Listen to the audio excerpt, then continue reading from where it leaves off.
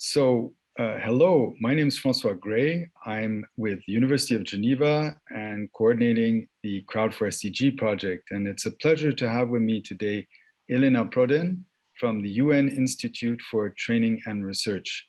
Elena, would you like to say a few words about yourself? Thank you, Francois. So I work as a senior specialist and a team leader for the strategic implementation of the 2030 Agenda team, really focusing at its heart on the implementation of the Sustainable Development Goals. And we also closely look at the monitoring aspects, monitoring progress on how well we are doing on the SDGs. Great, thank you. And today we wanted to say just a few words about why are we setting these challenges in the Open 17 Climate Gender Challenge. So there's a series of 5 specific challenges. Why are we setting these?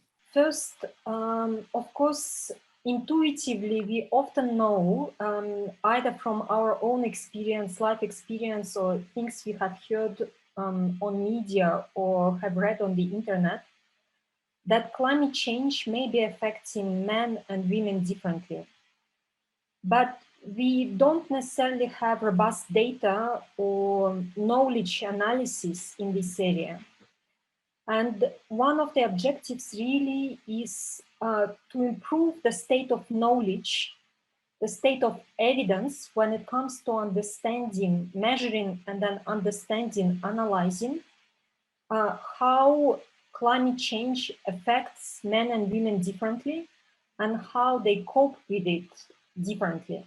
And this is the way also to be able to help us basically develop better policy responses and try to address the root causes of these inequalities that often make women less well positioned to cope with the negative effects of climate change. Thank you. Yes, it's a huge problem, and it's a problem in many different parts of the world. And one of the exciting things about this challenge is we're really reaching out to youth around the world to come up with ideas about how to get data like this, how to even, help to make the change necessary to give women better chances. But the specific challenges we've listed here, these have been proposed by various UN agencies and national offices. Could you say a bit about the people who are behind these challenges? Yes, sure. First, let me maybe mention one thing is that there is a growing interest among the official statistics community, and what we call the official statistics community. It's basically National Statistical Offices responsible for the production of data at the national level to help governments develop evidence-based policies, but also various international agencies such as UN and other organizations who produce also data at the international level. And so when we were thinking how to go about that, we really invited them because of their growing interest in using new types of data and leveraging citizen-generated data or citizen science data, for example. We invited them to come up with a number of challenges where they felt citizen science data could be particularly useful and could help solve some of the current data gaps. So in fact, we had a number of them who participated in the panel that we held back in May. And those challenges that we proposed emerged from a number of questions asked, for example, by UN Women, UN Convention on Biodiversity, but also some national statistical offices who participated there from Maldives, Colombia, for example. Okay, so for example, UN Women, United Nations Women, and the UN Convention on Biodiversity were amongst the organizations that have actually proposed challenges here that we've adapted for the Open 17. And you're also saying that places as far away as the Maldives and Colombia, their national statistical experts were very keen to engage with youth on these issues. That's great.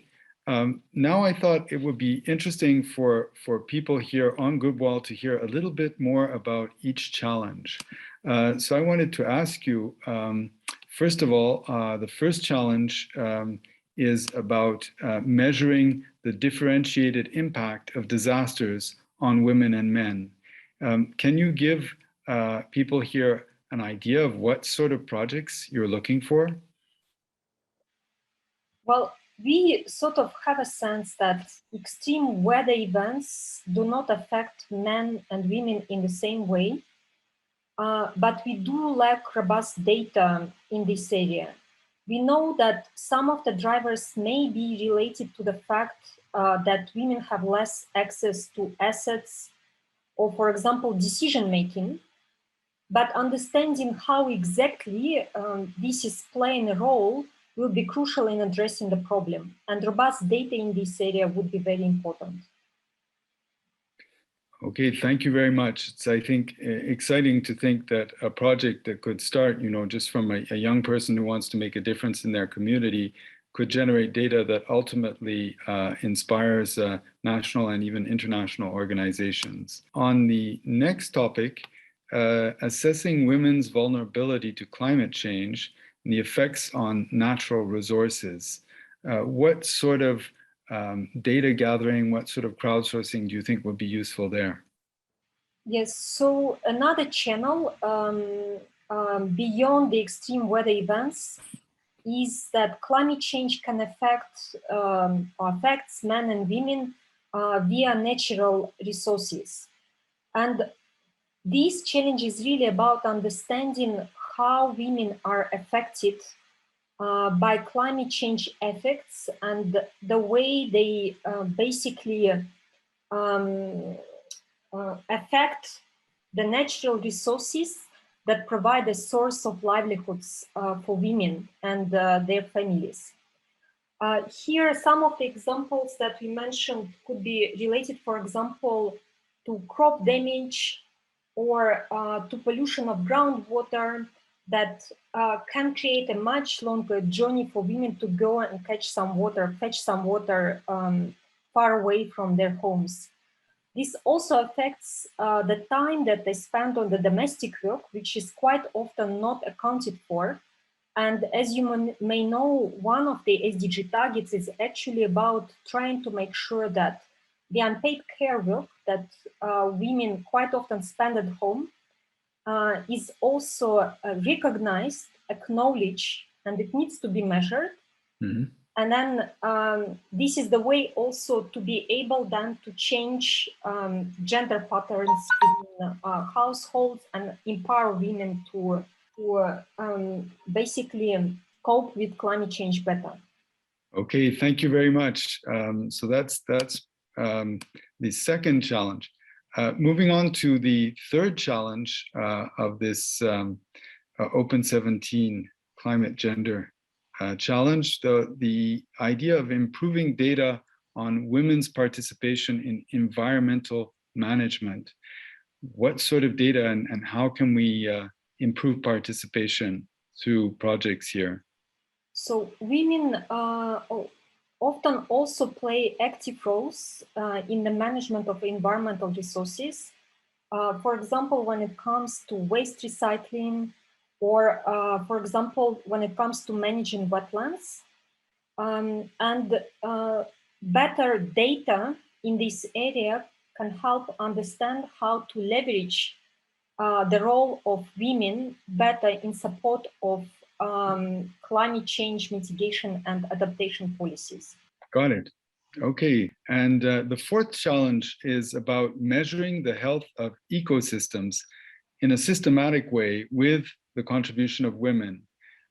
What sort of ecosystems and what sort of data would you like to see coming out of projects in this area? From what the experts from UN Convention on Biodiversity were telling us, it's one of the areas where they would like to improve the way the ecosystems are being measured, looking basically at the health of ecosystems in a more holistic way.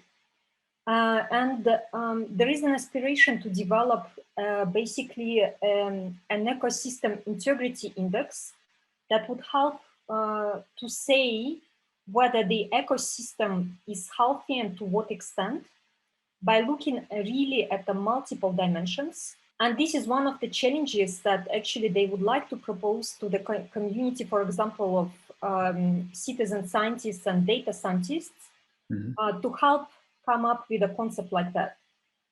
Here, women can play different roles.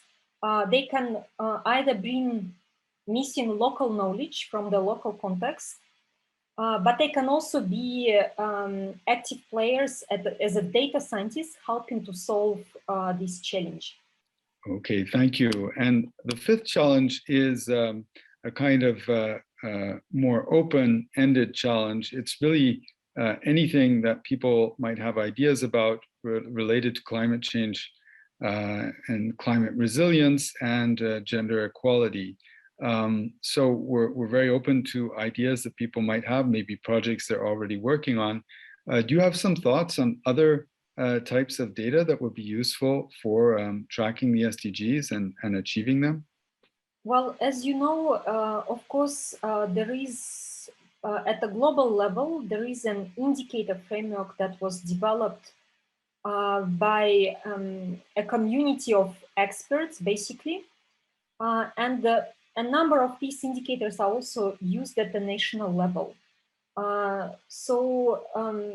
The competition participants can either look at the global indicators available on the UN Statistics Division website, also look up at their national indicators and see there is a number of areas where data gaps are present, and countries may also have specific challenges.